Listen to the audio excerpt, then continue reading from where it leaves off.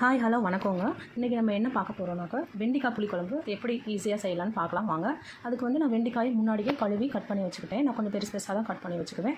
அதுக்கப்புறம் வந்து கருவேப்பிலை, ஒரு ஒரு கடுகு, அரை ஸ்பூன் வந்து வெந்தயம், அதுக்கப்புறம் ஒரு 3 சின்ன தக்காளி, ஒரு கைப்பிடி அளவுக்கு வெங்காயம். சின்ன வெங்காயம் இருந்தால் நீங்கள் சின்ன வெங்காயம் போட்டுக்கோங்க.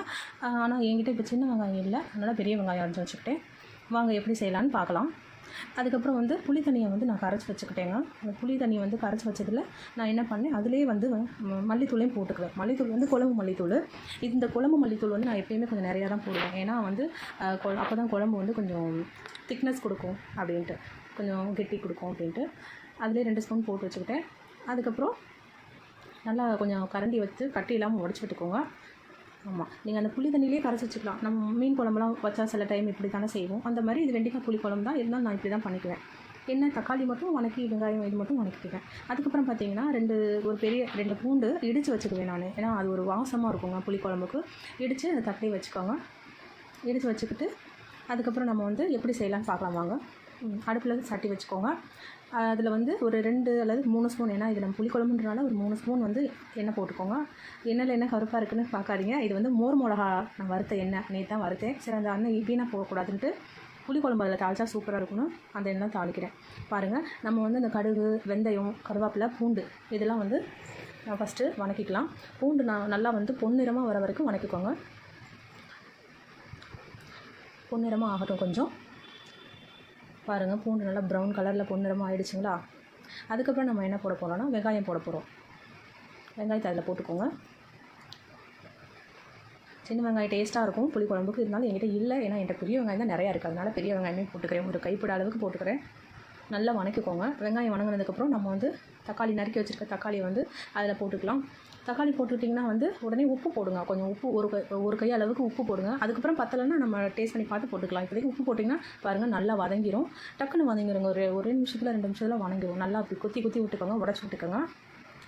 மஸ்ட் வச்சுக்கிட்டிங்கன்னா அதுக்கப்புறம் நம்ம என்ன போட போகிறோம்னாக்கா நம்ம வெண்டைக்காய் தான் போட போகிறோம்.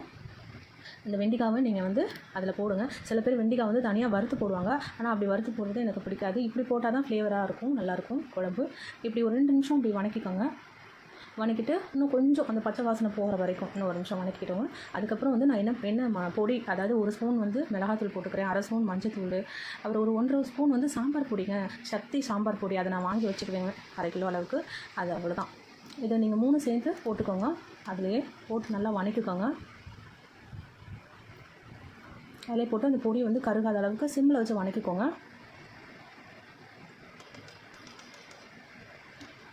நல்லா வணக்கிக்கோங்க. பாருங்கள், நல்லா வணங்கிருச்சு. ஒரு 2 நிமிஷம் தான், பொடி இல்லைனா கருகிரும். அதனால் 2 நிமிஷம் இப்படி வணக்கிட்டு அதில் வந்து நம்ம கரைச்சி வச்சுருக்க அந்த புளி தண்ணியை ஊற்றிடலாங்க. அவ்வளோதாங்க. இனிமேல் எதுவுமே சேர்க்க வேணாம். நம்ம புளி தண்ணியிலேயே மல்லித்தூளும் போட்டுட்டோம், குழம்பு மல்லித்தூளும் போட்டு நல்லா கிளறி விட்டுக்கோங்க. கிளறி விட்டுட்டு ஒரு 2 நிமிஷம் வந்து கொதிக்கட்டுங்க. 2 நிமிஷம் கொதித்ததுக்கப்புறமா நம்ம வந்து கொஞ்சம் தண்ணி சேர்த்துக்கலாம். அப்போ தான் வந்து அந்த வெண்டைக்காயும் வேகுங்க. தண்ணி சேர்த்தது கையோடையே கொஞ்சம் ஒரு பெருங்காயத்தூள் கொஞ்சம் நான் போட்டுக்குவேன். பூண்டு போட்டிருக்கோம், அது வாசனைக்காக. இருந்தாலும் பெருங்காயத்தூளும் ரொம்ப நல்லது. பெருங்காயத்தூள் போட்டு அவ்வளோதான் கிளறி விட்டுக்கோங்க. கிளறி விட்டுட்டு ஒரு 5 நிமிஷம், அவ்வளோதான். அங்கே பாருங்க, 5 நிமிஷத்தில் கொதிச்சிருச்சு நல்லா. குழம்பு கொதிச்சதுக்கப்புறம் இன்னும் கொஞ்சம் நம்ம வந்து ஒரு ஒரு 2 நிமிஷம் விட்டிங்கன்னா கொஞ்சம் திக்கு கிரேவி வரணும். ஆமாம், ஏன்னா நம்ம தண்ணி போட்டிருக்கோம், ரொம்ப தண்ணியாக இருக்கக்கூடாது. ஏன்னா நான் வந்து தேங்காய் ஊற்ற மாட்டேங்க குழம்புக்கு. எப்போயுமே புளி குழம்புக்கு தேங்காய் ஊற்ற மாட்டேன். இப்படி தான் இருக்கும். அவ்வளோதான், முடிஞ்சிருச்சு. சூப்பராக இருக்கும். இறக்கிடலாங்க. அடுப்பு ஆஃப் பண்ணிட்டேன் நான். அடுப்பு ஆஃப் பண்ணதுக்கப்புறம் இப்போ நம்ம என்ன பண்ண போகிறோம்னாக்கா வேறு பாத்திரத்தில் வந்து நம்ம மாற்றிக்கலாம். பாருங்கள், நீங்கள் இறக்குனதுமே 2 ஸ்பூன் வந்து நல்லெண்ணெய் ஊற்றுங்க. நல்லெண்ணெய் ஊற்றினதுக்கு பாருங்கள், நான் மேலே நல்லெண்ணெய் ஊற்றிருக்கேன். டேஸ்ட்டாக இருக்குங்க. அவ்வளோதான். இதான் வெண்டைக்காய் புளி குழம்பு. நீங்களும் செஞ்சு சாப்பிடுங்க. இந்த மெத்தட் ட்ரை பண்ணி பாருங்கள், ரொம்ப சூப்பராக இருக்கும். நான் அடிக்கடி இப்படி தாங்க செய்வேன். அவ்வளோதான். நெக்ஸ்ட் வீடியோவில் மீட் பண்ணலாங்க. பிடிச்சிருந்தா லைக் பண்ணுங்கள். தேங்க்யூ.